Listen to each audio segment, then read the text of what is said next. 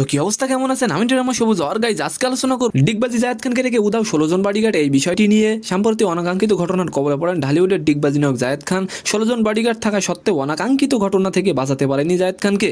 মালয়েশিয়ার রাজধানী কুয়ালালামপুরে এমন এক অপ্রত্যাশিত ঘটনা ঘটে। মালয়েশিয়ার বিজয় অনুষ্ঠানে অংশ নিতে গিয়েছিলেন জায়েদ খান, আর সেখানেই দর্শকদের উপচে পড়া ভিড়ে অনাকাঙ্ক্ষিত ঘটনার সম্মুখীন হন তিনি। কিন্তু কি ঘটেছিল সেদিন? জায়েদ খানকে রক্ষা করতে জায়েদের আশেপাশে ছিলেন 16 জন বডিগার্ড। উপচে পড়া দর্শক দেখে তাকে বাঁচাতে পারেনি। অতিরিক্ত দর্শকদের ভিড় সামলাতে না পারিয়ে তারা সবাই জায়েদ খানকে রেখে চলে যান। এই বিষয়টি নিয়ে জায়েদ খান বলেন, দর্শকদের এত ভিড় দেখে আমি প্রথমে সাফোকেটেড হয়ে পড়ি। তারপর আমি আমার আশেপাশে তাকিয়ে দেখি 16 জন বডিগার্ডের কেউ নেই, সবাই চলে গেছে।